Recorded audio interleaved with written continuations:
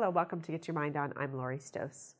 So this week has been an interesting week as I've had a number of individuals reaching out to me wondering, did you write that last one for me?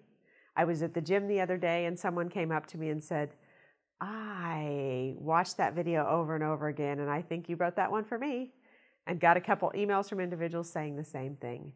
So this topic obviously is one on a lot of people's minds.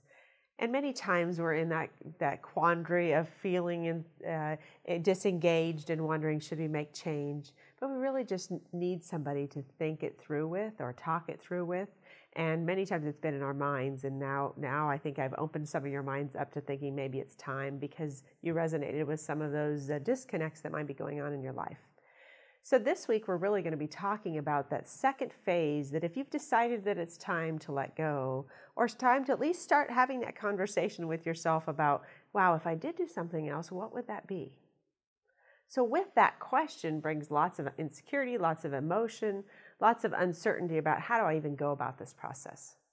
So I will tell you, it is going to be a little bit more than updating your resume and sending it out to a few places and getting a new job. Well, and you can definitely go through the process that way, and I'm not saying that that won't work, but I really want you to think about what can we do to help you think about this so you're not going through this again in the next 6 months or year or 2 years going, I don't know if this is really for me. I'm not guaranteeing that won't happen, but I'm telling you, if we go through some of this process on the front end, you're going to be a lot more deliberate in how you go about choosing that next opportunity, therefore hoping there'll be further engagement for a longer period of time. And I had an individual who I worked with that went through that process and had been let go as part of a downsizing opportunity. Well, it wasn't an opportunity for her, but for the company. It was part of her downsizing. And she then had someone else come and say, hey, there's this other opportunity here. Why don't you do this? And so she's like, yeah, I think so. It didn't really take a lot of time. Of course, it was great because she had an instant salary and didn't have to worry about taking time off to look, but found herself in the same situation in the next 6 months in a very disengaged environment. So I really want you to think about this process and what works best for you, but I'm going to give you some tips and guide you through that process today.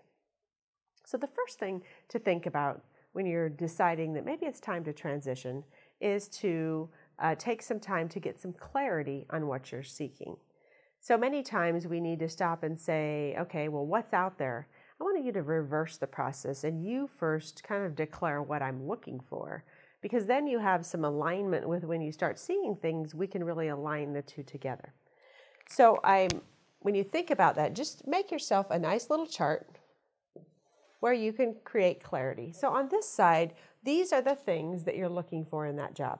Okay, this is anything from the type of environment, the type of company, the type of boss you're looking for, the tasks and the role you'd like to do, how much travel if you want travel, do you want flexibility of hours, do you want to work from home, all of those things. If you could create that perfect job, that perfect role for you, what would that look like?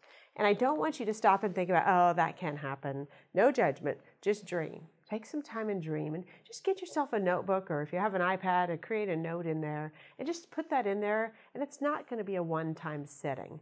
I want you to be able to start this list, but know that, oh gosh, I thought about this, add that to the list. Okay, so that's on that side. On this side, I want you to think about, what are those things that I definitely don't want? These are the things that when I've worked, with a certain type of boss or certain type of environment or a certain type of role, these things just drain me, and I really don't want this at all. So we're really working to get some clarity around what you're seeking in that new role. And again, I want you to be very specific. I want you to think of things beyond the job. Think of those things that affect you every day. And maybe the things easy to start with are the ones that are probably over here, disengaging you right now at the moment. So first, create that clarity. And when you create that clarity, I want you to then take that information and kind of sort it out in a document. Sort it out in a document that you could maybe say, this is the kind of boss I want, this is the kind of environment I want, this is the kind of role that I want, this is even how I want to feel. Because what you're going to do then is you're going to be thinking about how to have conversations with people about really what you're looking for. The next step that we're going to go through is really thinking about that marketing of yourself. Now, some of you may say, I haven't updated my resume for 15 years, or I don't even have one because, I got referred and I didn't need one for the last time. So that's always very difficult. So if you go back, we talked about this early on, but I'm going to refresh your memory on really thinking about what do you have to offer and how do you market yourself? Because that's going to be really, really important as you go down this journey of creating your resume and creating how do you market yourself. So first, if you recall, we have different areas that we consider on a resume. First are our skills, okay? Skills are the things that we've been taught, okay? Skills are the things that you can teach someone. So this could be any type of computer programs, if you're in a certain industry, any of those types of specific programs that you need to know and learn. Those would be skills. Knowledge, of course, is what you know. Our knowledge is anything that we've gained in learning. So that could be, of course, our degrees, any certifications, could even be ongoing classes that you took related to the topics that you're looking for. Anything around that would be your knowledge. So think about those kinds of things. The next piece is your experience. Experience, of course, is what we've done. That would be where we would list all of our careers and where we've worked and those kinds of things. So that gives us the experience level. So those three are pretty common to put on your resume. And obviously there's tons of tools out there. There's online resumes. You can go to a service. You can buy resumes for dummies. That's pretty simple to find how to create a resume. But what I want you to do is create yours in a very unique way. I want you to expand beyond these, because when you're looking for an opportunity, lots of people have those types of things to offer. But I want you to think about, who am I? The part that's missing is the talent of the individual. The talent is who you are. Who are you? How do you go about your work every day? Are you a more strategic, futuristic type of person that can see where we're heading and come up with great ideas and paint the picture? Or are you more that analytical person? Do you build relationships in a long, trusting manner? Are you more of a quick hit, meeting people? There's lots of different ways. And you remember we talked about different tools, MBTI, StrengthsFinder, DISC. Any of those types of things would help you to be able to get a little bit more information on the who you are. So those are all essential, again, when we're thinking about how do we market ourselves. Next is we have to think about how do we fit. So when we think about fit is really important to us. And there's really three components of fit. One is obviously fit for the role. Two is fit for the organization. And three is fit for the manager. And I'll also include team there. Those are very essential components that for you to think about, what is the role that you're seeking? What type of work is it? Going back again to this type of thing, what do I bring? Going back to your list that you've created for Foreign Clarity. What kind of company do I want to work for? Do I want to work for a mission-driven company, a company that's driven by money, a big company, a small company? Maybe I don't have as much preference. You might just know what you don't want. And that even gets you further to clarity. And third is, what kind of manager do I want? Creating that relationship with that manager is so essential because you're going to be spending a lot of time with that person. And I find many times it's that trust and that relationship. And if you're having this conversation in the interview process with this individual and you're not sure of that, that might be a red flag for you. Also, I think it's very important to ask about meeting the members of your team and who you'll be working with, depending, of course, on your role. If you're in a higher level role and you're going to be managing a group of people that you're assuming that role of a manager or a leader, you definitely want to meet your team just to have a chance to get to know them. Also your peers. If you get an opportunity to do that, you should. Many times this process with this, it's interesting, should be not just an hour interview. When you're looking to make change, remember you're interviewing them as much as they're interviewing you, especially in the position you are today. You have a position already, possibly still. When you're looking and you want to think about your engagement, at the end of the day, is 6 months longer or 3 months longer really going to make a big difference for you taking your time versus jumping into a role and it not being the right one? Probably not. You know, when we think about the journey of our career, that little time, that little blip that maybe we're taking some time to look for the right job isn't going to mean anything when we think about being in the career world for 30 years. Or even if you decide to take some time off from your role, that little bit of time at the end of the day isn't going to be a big deal when you look at that whole career of yours. So I really want you to look at when you're putting yourself together in terms of marketing yourself and on a resume. These are the things I want you to think about, and how do you bring all of that together to present to someone? So this is really a thorough look at that. And again, this ties back to the things that we talked about a little bit earlier, where I asked you to create clarity around your role. So then what you really need to think about is, what do you really want? Sometimes it's tying this to that purpose. Do you want to go in the same career field? Do you want to change and do something different? Many people feel like that's a little paralyzing to them, because they sometimes think, well, I can't do anything else because this is always what I've known.